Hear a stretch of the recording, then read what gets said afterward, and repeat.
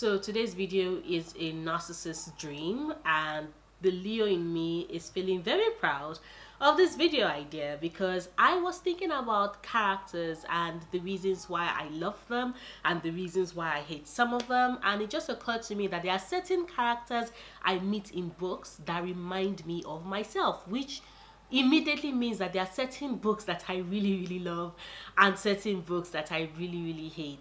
What can I say?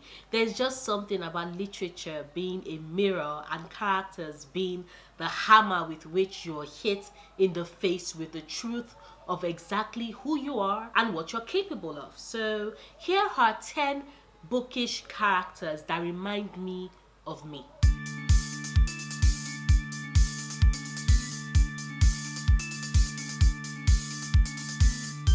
And we'll start with the number one character on that list, and that is Ifemelu in Chimamanda Ngozi Adichie's Americana.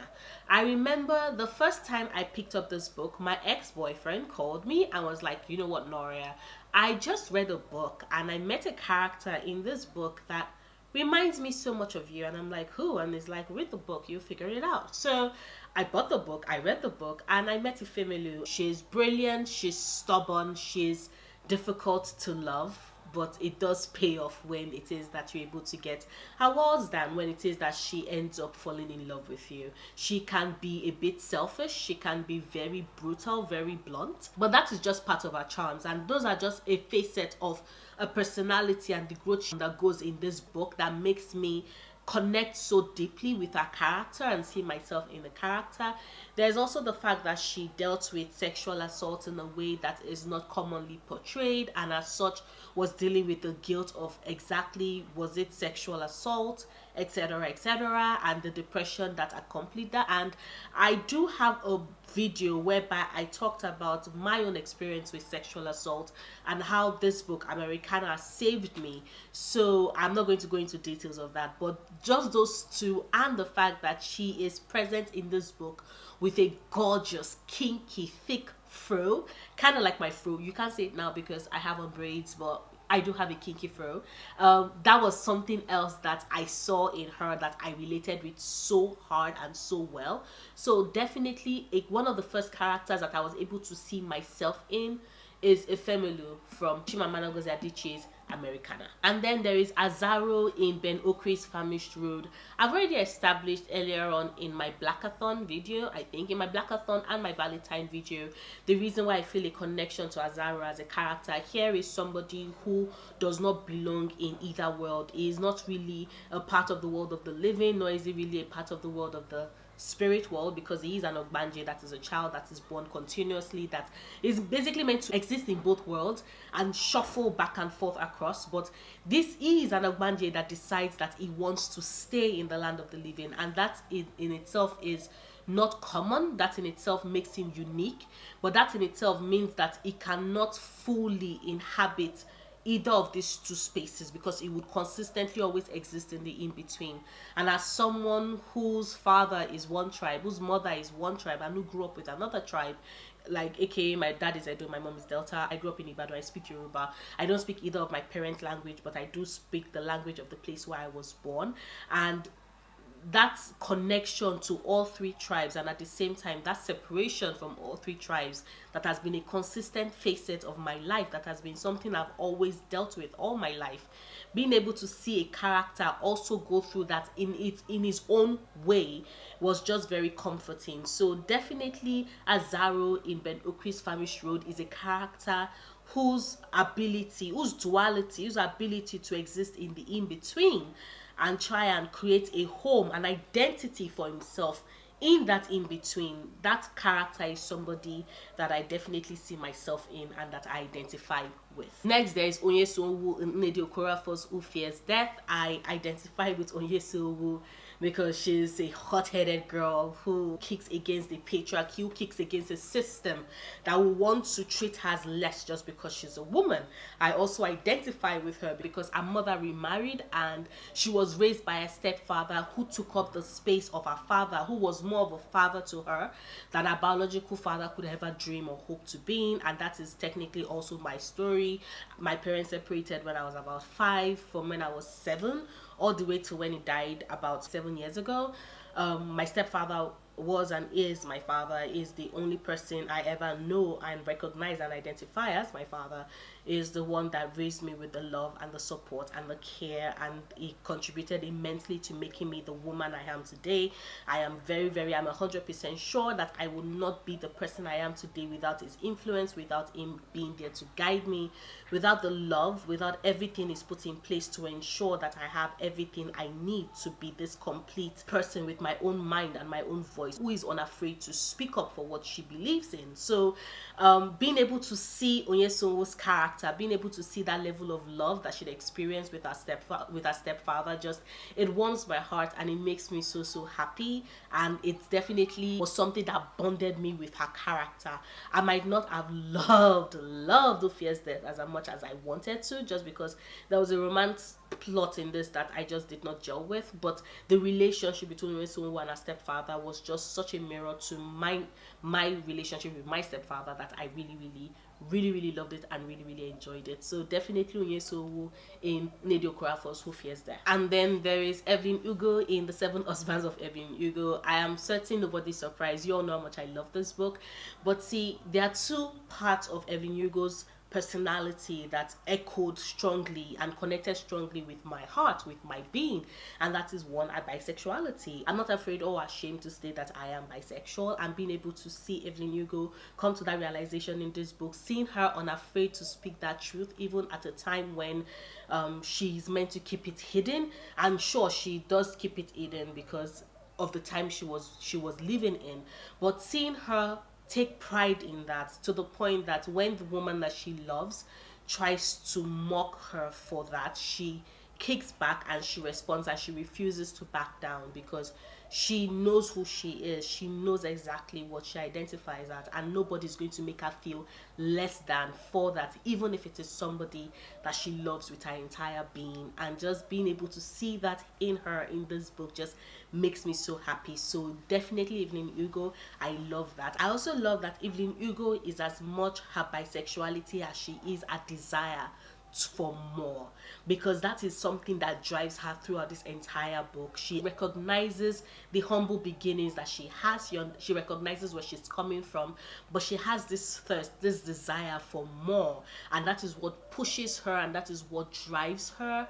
And just, I could identify so intensely and immensely with that part, that facet of her character, of who she was, because that was kind of also where I started. That is also where I'm coming from. And being able to see it in this woman who, in this fictional woman, was just so satisfying and so comforting in a way, because there's just something about being able to see part of your story in fiction that just makes you think like you've met either a sibling, a twin, or a best friend, and there's just a comfort in that. So Evelyn Hugo is definitely a character that makes me think of me, whose character traits reminds me of me, and that is one reason why I love her and I love this book. Then there's Margot in Here Comes the Sun by Nico Dennis Ben.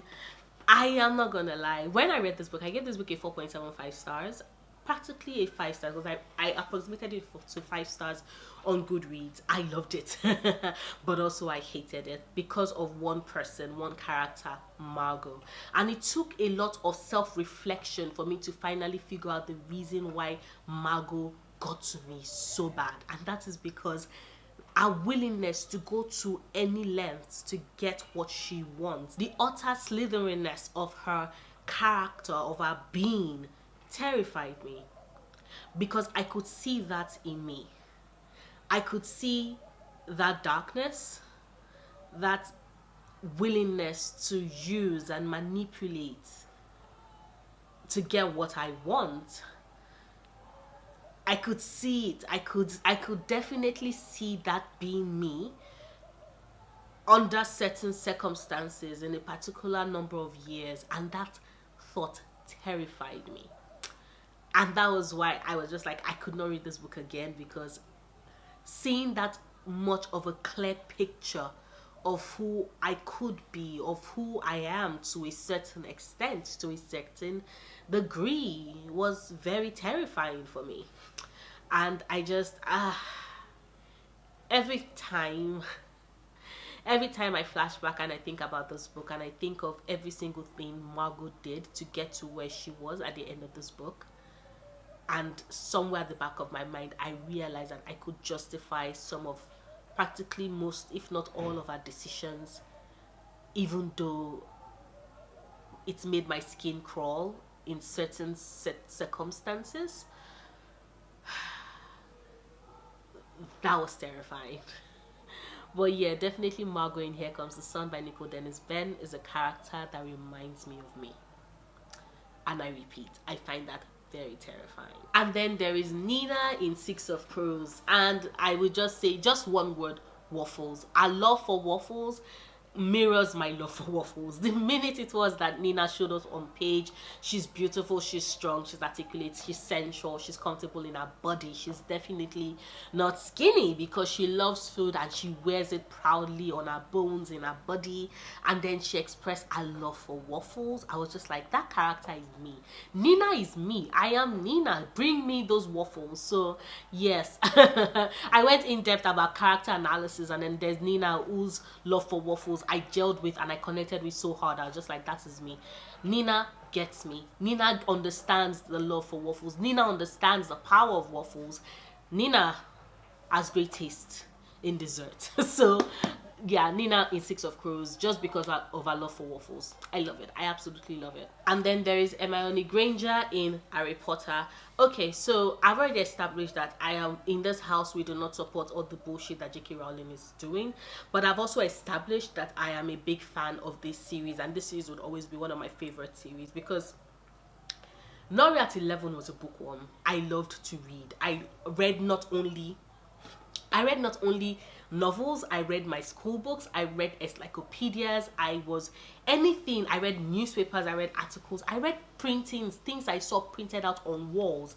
So far as it was written down, I was going to read it and I was going to lose myself in it. And I had cousins and I had classmates that did not get that, and sometimes they mocked me. And being able to see this character who was such a kick-ass, such a badass, who loved to learn, who loved to read, seeing her, 11-year-old me just felt so seen and felt normal and felt special at the same time. And no matter what happens, this book series, that character, the character of Hermione Granger, would always hold a special place in my heart. For that, because in a way, she saved me. In a way, she helped me keep the part of me, the core of me that made me me. I would have changed myself because nobody understood me or got me until I flipped the pages of a book and I met her and I saw her and I felt seen, and I was like, there you are. I've been looking for you. And did I just make an Akota quote while talking about Harry Potter and my love for Hermione Granger? Yes, I think I did. What can I say? I love books. But yes, Hermione Granger, definitely a character that reminds me of me, that would always remind me of me. And even though I have lost a bit of the innocence I had at age 11 when I first discovered this book series and first discovered this character, she would always hold a special place in my heart for saving me and loving me and helping me be seen. So Hermione Granger in the Harry Potter series by J.K. Rowling. And then there's Quentin Coldwater in Lev Grossman's The Magician series. Like, it's close enough to Hermione because, like Hermione, Quentin also loves books. But see, Quentin is a nerd. He's a science fiction nerd. He's a fantasy nerd.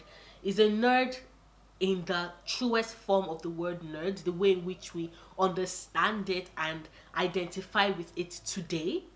And I am a nerd. And it took so long for me to be able to identify, because some people can be like, oh, I'm a bookworm, and that can still be cool, but when you admit you're a self-declared total nerd, yeah, there is no going back from that. And just as with my love for books, being a nerd was something I kept hidden for quite a while, even though I've been reading comics and watching animations and reading books and collecting stuff interesting and being in love with Star Trek and Star Wars. And I was even teaching myself how to speak Klingon, even though I can't I kind of fell behind on that, so I have to start all over again. And of course, my love for Asian dramas. Like I was and am and will most likely forever be a nerd. And I make no apologies for that. And part of that, I am thankful to Quentin Coldwater, because being able to see him be that in love with nerding out about things and not being ashamed. Yes, sure, he is depressed, but he so loves things that he loves, the things that he nerds out about, that it is so inspiring, the level of love that he has for these things that are his absolute favorite things. And I loved seeing that. I love seeing that in the show. I love witnessing that in the book. So definitely Quentin Coldwater in Lev Grossman's The Magician series. My nerd heart identifies with his nerd heart, and my nerd heart sees itself in his nerd heart, if that makes any sense. But it makes sense to me, and that's all that matters. I'm joking, but seriously, I hope I'm making sense, because I love how he nerds out, and I see myself in how he nerds out. And so definitely Quentin Coldwater in Lev Grossman's The Magician series. And then there is Fangrunin in The Poppy War by R.F. Kuang. You all know The Poppy War is one of my favorite series, period, ever. And you know how much I love this series, but how much I love Fangrunin. She's a girl that is angry, justifiably angry. When I was starting one of my Twitter accounts, because I have quite a lot of Twitter accounts, but when I was starting one of my Twitter accounts and I was looking for a word, and then my friends were just like, angry, because you're always angry. And I'm like, yes, there's so much to be angry about in this world. In this world, it's so cruel and so unfair that it's only logical that so many things have me pissed. And Fangrunin is angry, and she has the power to do something with a rage. And does she make mistakes? Yes, but the level of injustice that she's witnessed, and she naturally just lashes out. And as someone who also lashes out when I'm angry, and do I regret some of those decisions when I've had time to calm down? Yes, I used to have a very bad temper. I would even say used to. I'm dealing with a bad temper. I've not lost my temper in a while, but I think that being hot tempered is kind of similar to a form of addiction in a way, because it is a crutch. My anger was a crutch, and I cannot just assume that I have totally and completely conquered it and I will never be angry again. I'm not going to lie and deceive you about that, but I've not been given to as much outbursts as I used to before, but I definitely identify that rage, that burning rage to rip and tear and shred and destroy, that Frank Ronin perfectly embodies in the Poppy War series. I see it in me, I see it in myself, and that delights me and also terrifies me simultaneously. See, that's the difference between the way I react to her in the Poppy War and the way I react to Margot in Here Comes the Sun. I don't have any feelings of delight. It's just terror of, oh my god, that is me. That is totally me. And with Fangrunin, it's that could be me. And maybe it's the power aspect that is the difference, because being able to commit such a mass level of genocide in a fit of rage, that is terrifying. But wow, that is power.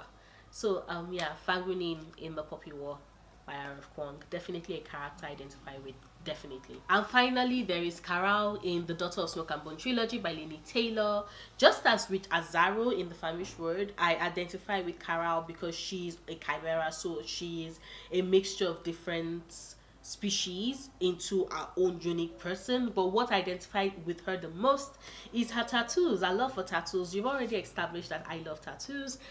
If you didn't know, I love tattoos. I like collecting them. I like seeing them. God, I love seeing them. Tattoos are just my absolute kryptonite. Absolute kryptonite. But yeah, so I love tattoos, and Karal is covered in them. They tell a story, they tell her story, and I find that fascinating.